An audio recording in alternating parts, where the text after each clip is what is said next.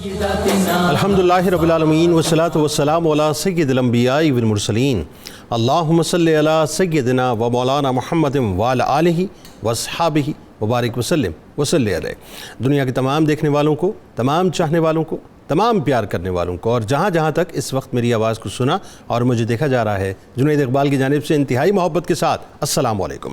ایک بار پھر ناظرین، آپ کو پر نور صبح نور کے ساتھ میں دل کی عطا گہرائیوں سے خوش آمدید کہتا ہوں، اور آئیے بلا توقف چلیں حضرت ابو انیس محمد برکت علی علیہ رحمہ کی تالیف اسماء النبی کریم صلی اللہ علیہ وآلہ وسلم سے رسول اللہ صلی اللہ علیہ وآلہ وسلم کا ایک اسم مبارک پڑھنے اور سننے کی سعادت حاصل کرتے ہیں۔ سیدنا الناصح صلی اللہ علیہ وآلہ وسلم، ہمارے سردار، نصیحت فرمانے والے، درود و سلام بھیجے اللہ آپ صلی اللہ علیہ وآلہ وسلم پر، آپ صلی اللہ علیہ وآلہ وسلم کے آل پاک پر، اور صحابہ کرام رضوان اللہ تعالیٰ علیہم اجمعین پر۔ حضرت علی کرم اللہ وجہ الکریم سے ہے کہ حضور نبی کریم صلی اللہ علیہ وآلہ وسلم نے ارشاد فرمایا کہ جس سے یہ پسند ہو کہ اس کی زندگی طویل ہو، رزق کشادہ ہو اور موت کی سختی سے محفوظ رہے، تو وہ اپنے اندر اللہ کا ڈر پیدا کرے اور رشتوں کو ہمیشہ جوڑے رکھے۔ جناب ہمارے ساتھ آج آپ انشاءاللہ ضرور جڑے رہیں، کیونکہ آج سورہ آل عمران کی آیت نمبر 121، 122، 123، 124، 125، 126 اور پھر اس کے بعد 139 اور 140 پر انشاءاللہ گفتگو ہوگی۔ یعنی آغاز کرتے ہیں بسم اللہ الرحمن الرحیم۔ آیت نمبر 121 میں اللہ تعالیٰ فرماتا ہے، اور وہ وقت یاد کیجئے جب آپ صبح سویرے اپنے در دولت سے روانہ ہو کر مسلمانوں کو جنگ کے لیے مورچوں پر ٹھہرا رہے تھے، اور اللہ خوب سننے والا اور جاننے والا ہے۔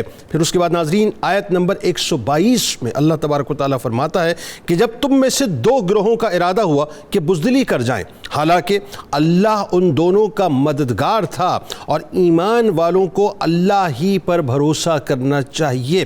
اس کے بعد اللہ تعالیٰ آیت نمبر 123 میں فرماتا ہے، اور اللہ نے بدر میں تمہاری مدد فرمائی، حالانکہ تم بالکل بے سر و سامان تھے، پس اللہ سے ڈرا کرو تاکہ تم شکر گزار بن جاؤ۔ اور اس کے بعد ناظرین آیت نمبر 124 میں اللہ تعالیٰ فرماتا ہے، جب آپ مسلمانوں سے فرما رہے تھے کہ کیا تمہارے لیے کافی نہیں کہ تمہارا رب 3000 اتارے ہوئے فرشتوں کے ذریعے تمہاری مدد فرمائے۔ یہاں پر بدر کا، میدان بدر کا ناظرین تذکرہ اللہ تبارک و تعالیٰ نے فرمایا۔ اور اس کے بعد آیت نمبر 125 میں اللہ تعالیٰ فرماتا ہے، ہاں اگر تم صبر کرتے رہو اور پرہیزگاری قائم رکھو، اور وہ کفار تم پر اسی وقت جوش سے حملہ آور ہو جائیں، تو تمہارا رب 5000 نشان والے فرشتوں کے ذریعے تمہاری مدد فرمائے گا۔ اگین یہاں پہ ناظرین بدر ہی کا تذکرہ کیا گیا۔ اور اس کے بعد آیت نمبر 126 میں اللہ تعالیٰ فرماتا ہے، اور اللہ نے اس کو محض تمہارے لیے خوشخبری بنایا، اور اس لیے کہ اس سے تمہارے دل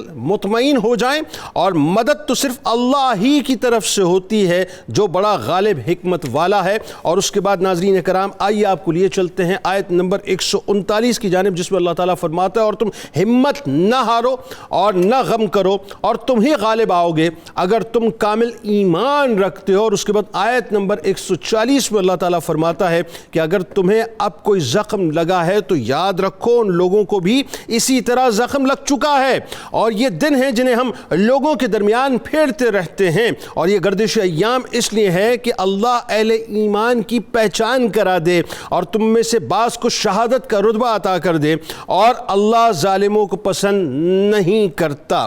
ناظرین کرام، آپ جانتے ہیں کہ تاریخ اسلام کا ایک ایسا باب کہ جس میں مسلمان انتہائی امتحانات سے گزرے، لیکن وہ جو کہتے ہیں نا کہ اللہ پر کامل ایمان رکھنا اور رسول اللہ صلی اللہ علیہ وآلہ وسلم کی غلامی پر ثابت قدمی سے ڈٹے رہنا، اللہ کی مدد جو ہے شامل حال پھر ہو جایا کرتی ہے، اس میں کوئی دوسری رائے نہیں ہے۔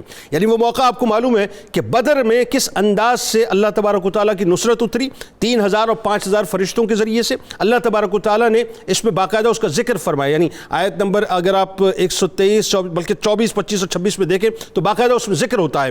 اسی طرح سے ناظرین اگر ابتدا دیکھیں تو ابتدا میں اللہ تبارک و تعالیٰ نے بہت واضح طور پر فرمایا ہے کہ ظاہر ہے اس میں پورا ایک منظر نامہ ہے کہ رسول کریم صلی اللہ علیہ وآلہ وسلم نے مشاورت کی، اور مشاورت میں جو نوجوان صحابہ کرام رضوان اللہ تعالیٰ علیہم اجمعین یہ چاہتے تھے کہ ہمیں مدینے سے باہر جا کر ان کو ریبٹل دینا چاہیے، کفار کو ان کے خلاف جو ہے وہ جہاد کرنا چاہیے، مدینے کے اندر رہ کے نہیں کرنا چاہیے، تو رسول کریم صلی اللہ علیہ وآلہ وسلم نے ان کی بات کو بڑا کیا، اس مشاورت کو بڑا کیا۔ وہاں جو ظاہر ہے منافق اعظم تھا عبداللہ ابن ابی، اس کو یہ بات جو ہے وہ بھلی نہ لگی اور اس نے اپنے 300 لوگوں کو مسلمانوں سے الگ کر دیا جو کہ 1000 کی اسٹرینتھ تھی، پھر اس کے بعد 700 رہ گئی. لیکن اگین وہی بات، نبی کریم صلی اللہ علیہ وآلہ وسلم ڈٹے رہے. 2 گروہ اس میں تھوڑا سا ڈگمگائے، لیکن جب اللہ کی مدد آئی ان کے دلوں کو قرار ملا تو ایسا قرار ملا کہ وہ جم کے لڑے، یہاں تک کہ انہوں نے ان کو مدینے سے باہر بھگا دیا اور اس کے بعد وہ پلٹ کے نہ آئے. تو آج بنیادی طور پہ ناظرین غزوہ احد پہ بات کریں گے، ایک ایسا معرکہ کہ جو کہ تاریخ اسلام کا انتہائی تاریخ ساز معرکہ ہے.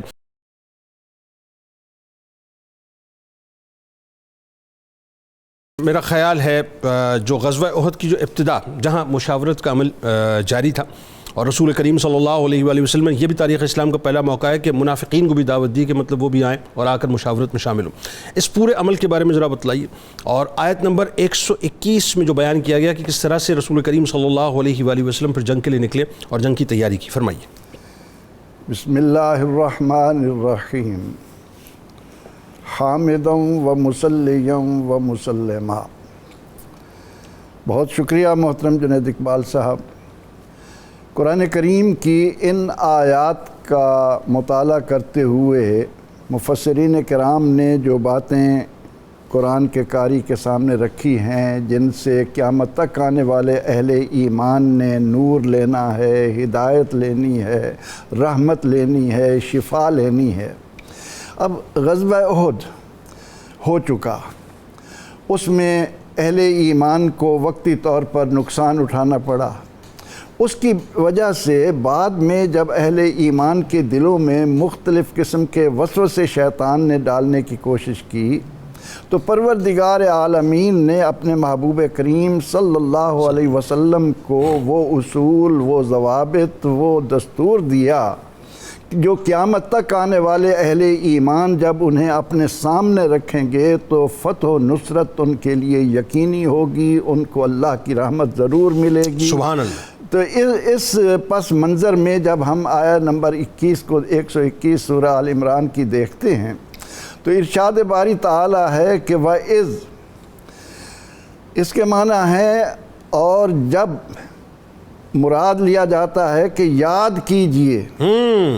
یہ جو یاد کروایا جا رہا ہے محبوب کریم صلی اللہ علیہ وسلم کو، وہ ہے حقیقی معنوں میں اہل ایمان کے لیے نقطہ تفہیم کہ جس کی روشنی میں وہ آئندہ کے لیے بھی اپنے الہ عمل کو تیار کرتے وقت اس سے غفلت اختیار نہ کریں. سبحان اللہ. اور وہ کیا ہے کہ نبی اکرم رحمت عالم صلی اللہ علیہ وسلم کے ہاتھوں اہل مکہ کو بدر میں جو ذلتیں اٹھانی پڑیں، جس شرمناک شکست سے اللہ نے انہیں دوچار کیا، اس نے ایک طوفان برپا کر رکھا تھا. اس کے نتیجے میں مشرکین مکہ نے خوب تیاری کی اور اس انداز سے کہ انہوں نے یہ سمجھا کہ اب ہمارے راستے میں کوئی رکاوٹ نہیں ہوگی اور ہم مسلمانوں کو نیست و نابود کر دیں گے. اب نبی اکرم رحمت عالم صلی اللہ علیہ وسلم جن کی بھرپور زندگی جہاد کی زندگی بھی ہے اور ان 10 سالوں میں کوئی 19 غزوات، 47 کے قریب سرایا، یہ کم از کم 66 یہ بتایا گیا، ورنہ اس سے بھی زیادہ ہیں. تو جس نبی اکرم رحمت عالم صلی اللہ علیہ وسلم نے کائنات کو اللہ کے نور سے منور کرنے کے لیے اتنی جد و جہد کی، اس میں غزوہ احد ایک بنیادی اہمیت کا حامل ہے جس میں ہمارے لیے سمجھنے کی بہت ساری باتیں موجود ہیں. ہمیں یہ یاد رکھنا چاہیے کہ اللہ سے بڑھ کر کوئی سچا نہیں. وَمَنْ أَصْدَقُ مِنَ اللَّهِ قِيلًا. اللہ سے بڑھ کر سچی بات اور کس کی ہو سکتی ہے؟ اس لیے اللہ کی باتوں پر کامل یقین رکھنے کا جو واحد ذریعہ ہے وہ محمد عربی صلی اللہ تعالی علیہ وسلم کی ذات اقدس ہے، کیونکہ اللہ رب العزت نے قرآن کریم میں واضح طور پر یہ اعلان فرما دیا ہے کہ اللہ و رسولہ احق ان یردوہ ان کانوا مومنین. سبحان اللہ. اگر یہ لوگ ایمان کا دعویٰ کرتے ہیں تو اپنی زندگیاں اللہ اور اس کے رسول کو راضی کرنے کے لیے وقف کر لیں. اب نبی اکرم رحمت عالم صلی اللہ علیہ وسلم کو اللہ نے حکم دیا کہ شاورہم فی الامر. اے محبوب علیہ السلام آپ ان سے مشورہ لے لیا کیجیے۔ فَإِذَا عَزَمْتَ فَتَوَكَّلْ عَلَى اللَّهِ، جب آپ کسی نتیجے پر پہنچ جائیں تو پھر آپ کا کامل بھروسہ اللہ کی ذات پر ہونا چاہیے۔ اللہ اکبر۔ حضور نبی اکرم رحمت عالم صلی اللہ علیہ وسلم کے علم میں جب یہ بات آ گئی کہ ابو سفیان کا لشکر مدینہ پہنچ چکا ہے، احد کے قریب ہیں، ان کے گھوڑے اور اونٹ ایک چراگاہ کو بھی چر گئے ہیں، اب جب دروازے پر دشمن آ چکا تو آپ نے اہل ایمان کو اکٹھا کیا، اور ان اہل ایمان میں ایک گروپ منافقین کا بھی تھا، اور وَإِذْ غَدَوْتَ مِنْ أَهْلِكَ، کہ جب آپ اپنے گھر والوں سے صبح کے وقت نکل رہے تھے اور یہ جو مشاورت کا عمل جاری ہوا، اس میں ایک بات اور بڑی کھل کر سامنے آتی ہے کہ کفار و مشرکین وہ تو اسلام کے خلاف اپنی تمام تر قوتیں خرچ کر رہے تھے، بالکل ٹھیک۔ ان کا تو یہ زور تھا کہ یریدون لیطفئوا نور اللہ بافواہہم، اللہ کے نور کو اپنی پھونکوں سے بجھا ڈالیں، لیکن اللہ رب العزت نے اس دین اسلام کو غالب ہونے کے لیے دنیا میں اتارا۔ تو آپ نے جب مشاورت کی، اس میں وہ نوجوان جو بدر میں شریک نہیں ہو چکے جی، انہوں نے کھل کر نبی اکرم رحمت عالم صلی اللہ علیہ وسلم کے لیے اپنے دلی جذبات اور اسلام کی خاطر قربانی دینے کے اپنے مقاصد ظاہر کیے۔ ٹھیک۔ لیکن حضور علیہ الصلوۃ والتسلیم کی رائے یہ تھی، اور جو زیادہ عمر کے لوگ تھے، کہ مدینہ منورہ کے اندر رہ کر ان کا مقابلہ کیا جائے۔ جی۔ لیکن جب نوجوان یہ چاہتے تھے کہ ہم بھی کھل کر حق کے لیے اپنی جانوں کا نذرانہ دیں، قربانی دیں، جہاد کریں، تو آپ صلی اللہ علیہ وسلم نے آخر کار فیصلہ فرما لیا۔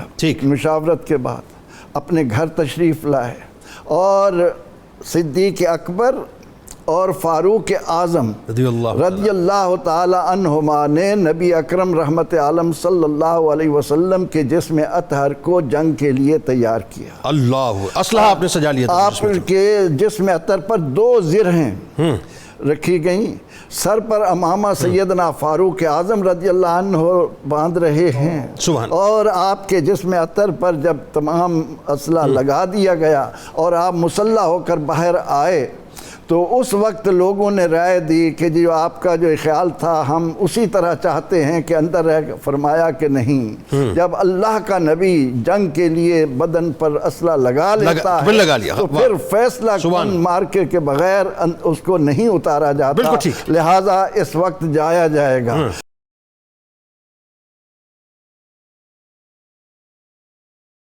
122 نمبر آیت میں وہ جو ظاہر عبداللہ ابن ابی نے وہ جو 300 لوگ اپنے الگ کیے، وہ ایک پورا ظاہر ہے اس کا منظرنامہ ہے، اور وہ چاہتا تھا کہ مدینہ کے اندر جو ہے رہ کے، ظاہر منافق تھا وہ، تو اس نے تو کیا لڑنا تھا، لیکن اس کا نتیجہ یہ نکلا کہ انصار کے جو 2 گروہ تھے، ان میں ایک بنو سلمہ ظاہر ہے جن کا تعلق خزرج سے تھا، اور بنو حارثہ جن کا تعلق اوس سے تھا، مطلب قرآن نے ایک خاص لفظ ان کے لیے استعمال کیا ہے، تو اس پہ ذرا آپ کلام کیجئے کہ وہ جو استقامت پہ پھر اللہ تعالیٰ نے کس طرح ان کو موقع دیا کہ وہ ڈٹے، اور کس طرح ان کے دلوں کو تقویت عطا کی۔ بسم اللہ والصلاۃ والسلام علی رسول اللہ۔ پروفیسر صاحب کی گفتگو کے ساتھ ملا کے گفتگو کو میں شروع کروں گا۔ نبی صلی اللہ تعالیٰ علیہ وسلم کا سب کو مشورہ کے لیے بلا لینا، یہ آپ کی جنگی حکمت عملی تھی، تاکہ مسلمانوں پہ عیاں ہو جائے کہ کون بات ماننے والے ہیں اور کون ضد پہ اڑنے والے ہیں۔ جب کسی کو حاکم بنا لیا جاتا ہے نا، تو پھر اس کی مخالفت نہیں ہوتی، وہ جیسے فیصلہ کرتا ہے اس کے ساتھ چلنا پڑتا ہے۔ کیا کہنے، سبحان اللہ۔ حضرت سیدنا عمر بن خطاب رضی اللہ تعالیٰ عنہ نے اس کی مثال بہترین طریقے سے دے کر عملی طور پر بیان کیا کہ جب عبداللہ بن ابی بن سلول کی نماز جنازہ کا مسئلہ آیا نا، تو کہا حضور اس کی نماز جنازہ پڑھیں گے؟ آپ نے فرمایا میں پڑھوں گا۔ تو حضرت عمر بن خطاب نے کہا جب حضور آپ پڑھیں گے تو پھر میں بھی جاؤں گا۔ اللہ اکبر۔ یہ اصول ہے کہ اپنے لیڈر اور کمانڈر کی مخالفت نہیں ہے، جب اس کو مان لیا پھر اس کے پیچھے چلیں گے۔ سبحان اللہ۔ اللہ تعالیٰ اس آیت میں فرمار اذ ہمت طائفتان منکم ان تفشلا، اے میرے حبیب صلی اللہ علیہ وسلم، جب 2 گروہوں نے ارادہ فرمایا کم ہمتی کا کہ ہم کم ہمتی، وہ کس وجہ سے کہ یکدم 1000 میں سے 700 رہ گئے، تو ان کے دلوں میں بھی خیال ہے کہ ہم بھی پیچھے ہو جائیں تاکہ نقصان سے بچ جائیں، لیکن اللہ تعالیٰ نے فضل فرمایا ان پر کہ ان کے دل مضبوط ہو گئے۔ اللہ، اور وہ دو کون تھے؟ اوس اور خزرج۔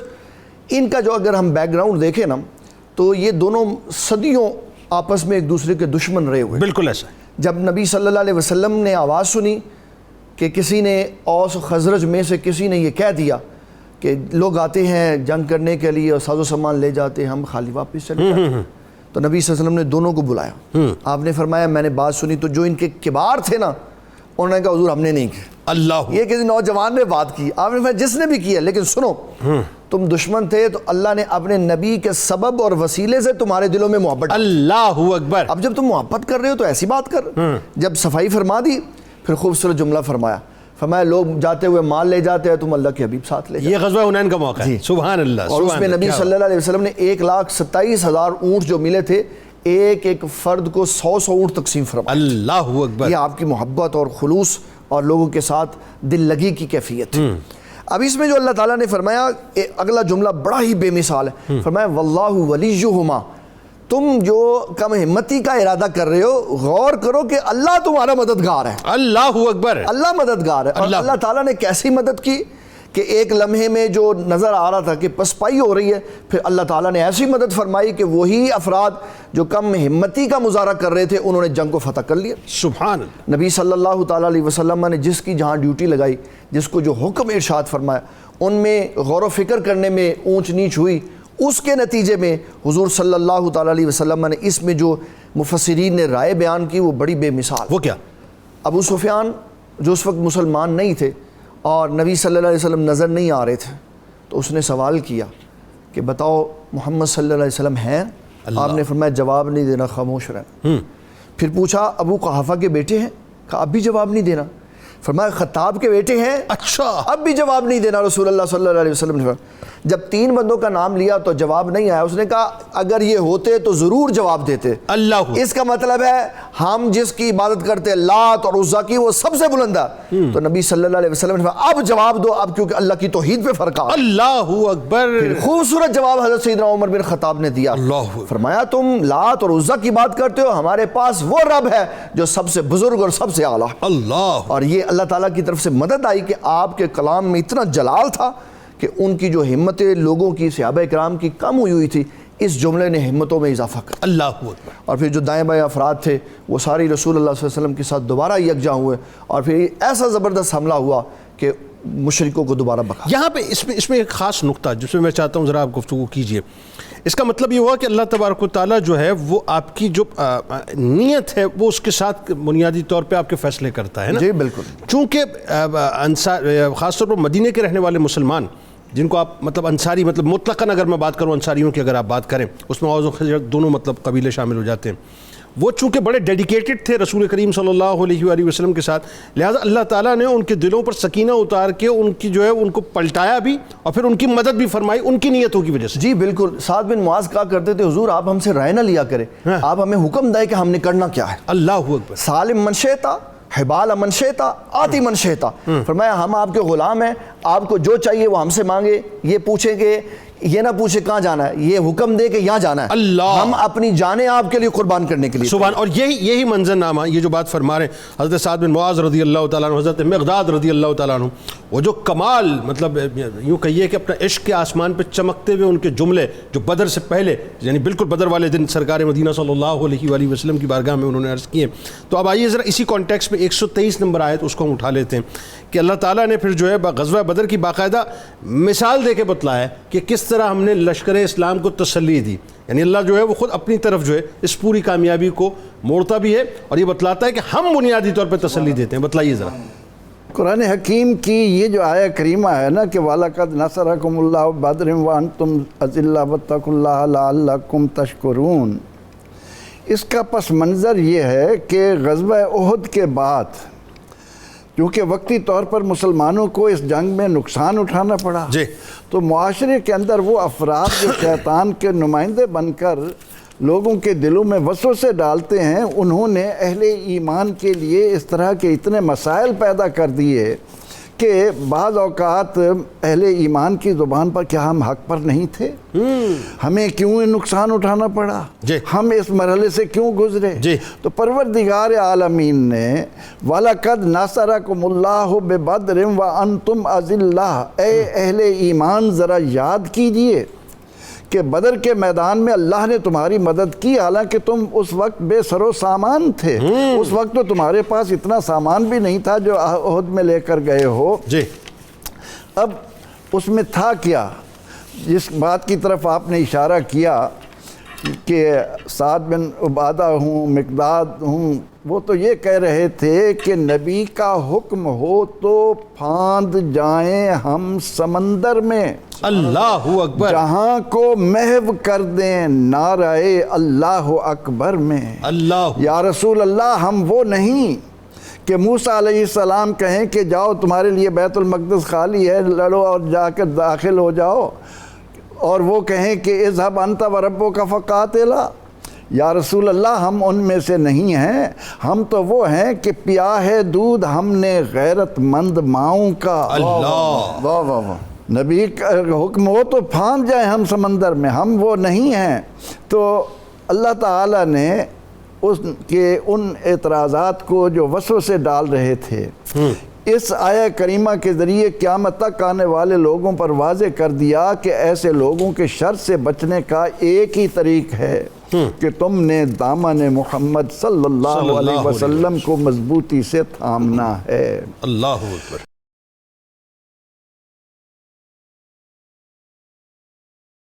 فائنلی آیت نمبر 139 اور 140، جی، یہ جو ایک خاص انداز اللہ تبارک و تعالیٰ نے اس میں اختیار کیا اور مومنین کی موٹیویشن کے لیے جو خاص انداز اختیار کر کے سمجھایا ہے کہ ظاہر ہے اگر تمہیں تکلیف پہنچی ہے تو ان کو بھی زخم پہنچا تھا، لیکن اگین وہی بات ہے، یہ ہم پھرتے رہتے ہیں ایام کو، وہی بات کہ ایک تو یہ کہ اہل ایمان کے جو ہے ان کی صف بھی الگ ہو جائے، اور ساتھ ساتھ وہ جو شہادت کا رتبہ ہے وہ بھی ان کو مل جائے، اور پھر ظاہر ہے وہ جو اہل ایمان جو ہیں وہ اس بات کو سمجھ لیں کہ ایمان کی رمق کیا ہوتی ہے نا، کہ اقبال نے کہا نا کہ جہاں میں اہل ایمان صورت خورشید جیتے ہیں، ادھر ڈوبے ادھر نکلے، ادھر ڈوبے ادھر نکلے۔ تو یہ بتائیے ذرا آپ 139 اور 140 پہ بات کیجئے۔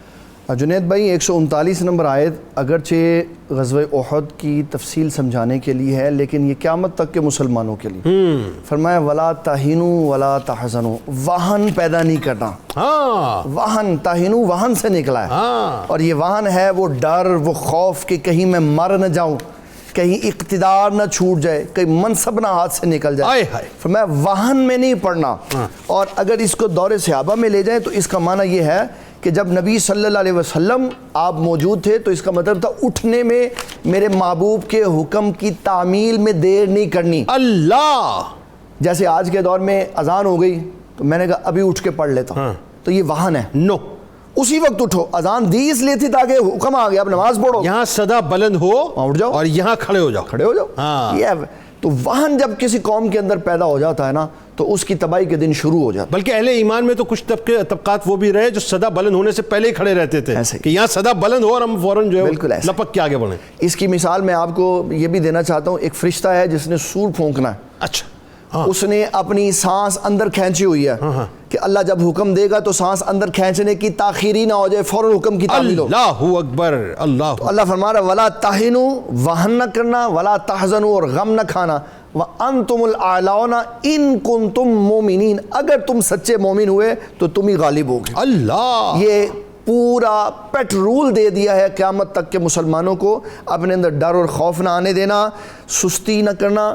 جب تم پکے مومن ہوگے تو اللہ تعالیٰ تمہیں غالب فرماتا ہے، سچے مومن پکے مومن ہوگے تو یہ شرط ہے، یہ شرط ہے، اور فرمایا اس کی جزا یہ ہوگی کہ انتم الاعلون، اللہ تمہیں غالب فرماتا ہے۔ اللہ، جہاں جہاں پوری دنیا میں مسلمانوں کے حالات دیکھے، ایمان میں کمی ہے تو غلبہ نیچے آ گیا، ایمان پختہ ہوا تو اللہ نے غلبہ دے دیا۔ پھر اگلی آیت میں، آیت نمبر 140 میں فرمایا ان یمسسکم قرح فقد مس القوم قرح مثلہ، کہ اگر تمہیں آج زخم پہنچایا تو تم نے بدر میں پہنچایا تھا۔ یہ گردش ایام ہے، یہ جو آج حالات ایسے پیدا ہوئے اس کی وجہ مسلمانوں اور منافقین کو جدا کرنا تھا، اور تمہارے اندر جو احباب صاحب عزت صاحب تقوی تھے ان کو ہماری طرف سے درجہ شہادت دینا تھا۔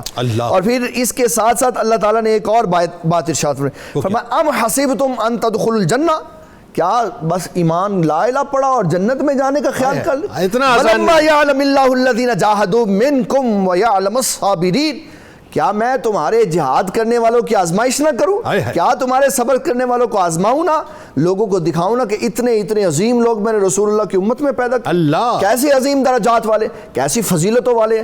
حضرت سعد بن معاذ دیکھ لیں جو اس غزوہ میں شہید ہوئے۔ اللہ نبی صلی اللہ علیہ وسلم نے فرمایا جب سعد بن معاذ رضی اللہ تعالیٰ عنہ کی شہادت ہوئی تو اللہ کا عرش ہلنے لگ گیا۔ اللہ وہ عرش جس کو اللہ تبارک و تعالیٰ نے اتنا بے مثال بنایا ہوا، ہماری زمین سے کروڑ گنا بڑا، اللہ، لیکن وہ عرش کس کی یاد میں ہلا؟ حضرت سعد بن معاذ رضی اللہ۔ اور جب نبی صلی اللہ علیہ وسلم ان کے گھر گئے تو آپ نے اپنے دونوں ہاتھوں سے اپنا تاب شریف اٹھا لیا اور پاؤں ایسے ایسے کر کے رکھے۔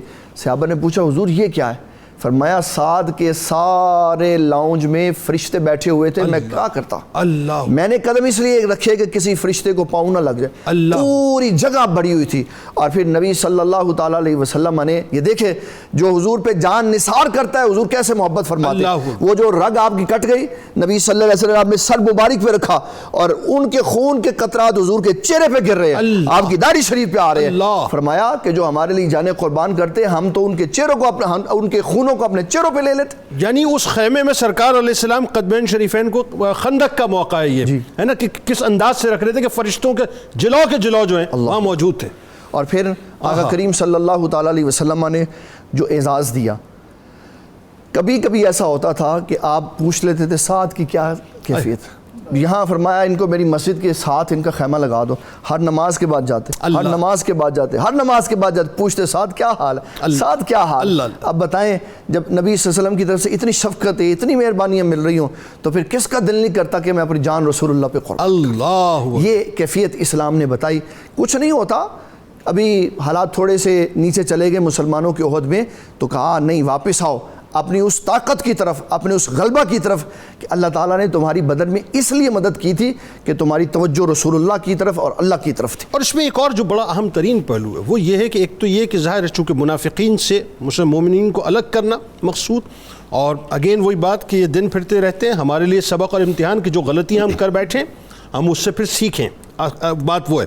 لیکن وہی بات کہ اس میں ایک اور جو بڑا اس کا جو برائٹر پہلو ہے وہ یہ کہ پھر وہ اللہ تعالیٰ وہ جو شہادت کا رتبہ دینا چاہتا ہے جن کو، وہ اس رتبے کو پا لیں، اس کو مس نہ کریں۔ اس میں ایک اور بڑی بات جو اللہ تعالیٰ نے فرمائی وَلَقَدْ كُنْتُمْ تَمَنَّوْنَ الْمَوْتَ مِنْ قَبْلِ، فرمایا احد سے پہلے تو تم موت کی تمنا کر رہے تھے، احد سے پہلے تو تم موت کی تمنا کر رہے تھے۔ اس میں ذکر ہے ان لوگوں کا جو بدر میں شریک نہیں ہو سکے اور احد میں پھر انہوں نے بے مثال قربانیاں دکھائیں۔